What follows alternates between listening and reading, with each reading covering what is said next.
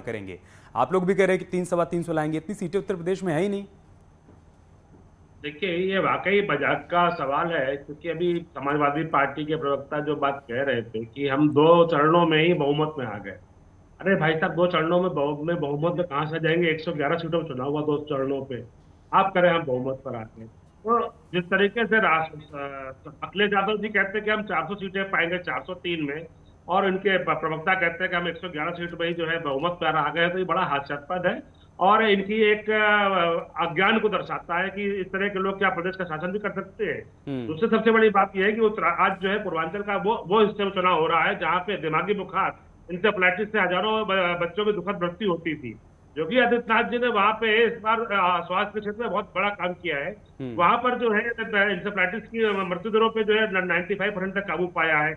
AIIMS का निर्माण किया है। तमाम वहां पर छोटे अस्पताल जो जिलों में होते थे, गाँव में होते थे, उन अस्पतालों का जो है निर्माण किया है, जिसकी वजह से आज जो है इंसेफ्लाइटिस जैसी जो दशकों से चली आ रही थी बीमारी, उस पर जी। काबू पाया है। उसके साथ हमने जो है वहां पे सड़कों का जाल बिछाया है। बंद पड़ी हुई जो है फर्टिलाइजर फैक्ट्री को चालू किया है। तमाम शुगर मिलों सर, को सुदृढ़ बीजेपी किया है। तो अपनी 5 साल की उपलब्धियां तो गिना ही रही है, लेकिन विपक्ष जो है वो आगे बढ़ चढ़ के आने वाले समय में और विकास करने के वादे कर रहा है। और समाजवादी पार्टी तो 2012 का इतिहास बता रही है कि हमने क्या क्या अपने समय में काम किए थे। लेकिन मेरा सवाल आपसे उन पार्टियों के लिए है जो पहली बार इस बार चुनावी मैदान में है। आम आदमी पार्टी भी चुनौती दे रही है, AIMI भी चुनौती दे रही है, और ये वो पार्टियां हैं जो किसी का काम बिगाड़ेंगी तो किसी का काम बनाएंगी। इन्हें बीजेपी सीरियसली कंसीडर नहीं कर रही है। पार्टी का जहां तक सवाल है, उन्होंने जिस तरीके से कोरोना महामारी में उत्तर प्रदेश की जनता को ढकेल दिया था, उत्तर प्रदेश के अंदर उनको इलाज की व्यवस्था नहीं होने दी, उनके जो है खाने की व्यवस्था नहीं करी, और उनको उत्तर प्रदेश जनता भी खदेड़ चुकी है। यहाँ पर उनका कोई जनाधार नहीं है। वही AIMIM का भी यहाँ पर कोई जनाधार नहीं है। उनके नेता खाली देश को बांटने की बात करते हैं, एक तबके को संबोधित करते हैं, जबकि भारतीय जनता पार्टी सबका साथ सबका विकास की बात करती है।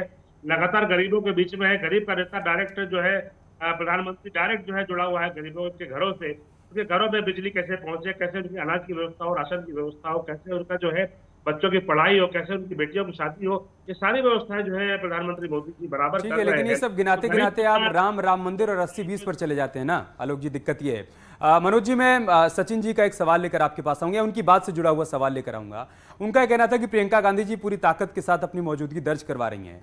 कांग्रेस पार्टी की एक महिला नेता से मेरी बातचीत हो रही थी, मैं उनका नाम नहीं लूंगा, तो मैंने उनसे पूछा कि लड़कियां क्या वाकई में लड़ पाएंगी क्या 2022 में कांग्रेस के लिए। तो उन्होंने कहा कि अमित जी, लड़ाई 2022 की नहीं है, ये 2024 की लड़ाई की तैयारी है। हम चाहते हैं कि हमारा जो संगठन पूरी तरीके से शुष्क पड़ गया है उसमें जान फूकी जा सके, इस वजह से हम सभी 403 सीटों पर चुनाव लड़ रहे हैं।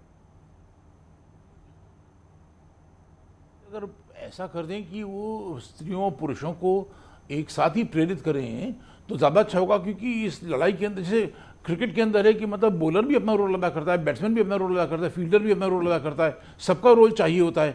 दूसरी चीज़ जो कांग्रेस के प्रवक्ता ने कही, वो बात मुझे पूरी तरह समझ में नहीं आई कि प्रियंका जी अग्रणी रोल अदा कर रही हैं, ठीक है, लेकिन राहुल जी मतलब नज़र न आए ये रोल तो नहीं होता ना अग्रणी। मतलब बीजेपी के तो सारे सबसे बड़े मतलब प्रधानमंत्री तक वहाँ पे कैंप कर रहे हैं, और अमित शाह और योगी आदित्यनाथ सब टॉप लीडर्स जो हैं वो लगातार लगे हुए हैं, पसीना बहा रहे हैं। तो ऐसे में मतलब प्रियंका और राहुल को भी उसी स्पिरिट में उनको भी लगे होना चाहिए। हम कहते हैं मान लीजिए 2024 की तैयारी कर रहे हैं, तो 2024 की तैयारी 2022 में कम क्यों हो, ज्यादा क्यों ना हो। सचिन जी,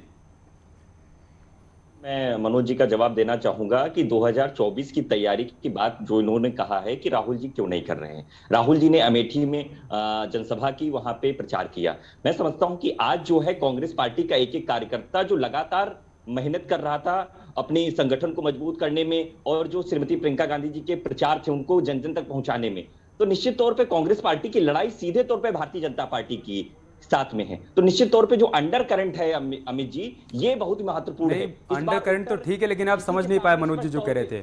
मनोज जी कह रहे थे कि लड़के भी तो लड़ सकते हैं ना, सचिन रावत भी तो लड़ सकते हैं, तो फिर उन लड़कों की लड़ाई कौन लड़ेगा? राहुल गांधी तो कहीं नजर ही नहीं आ रहे हैं।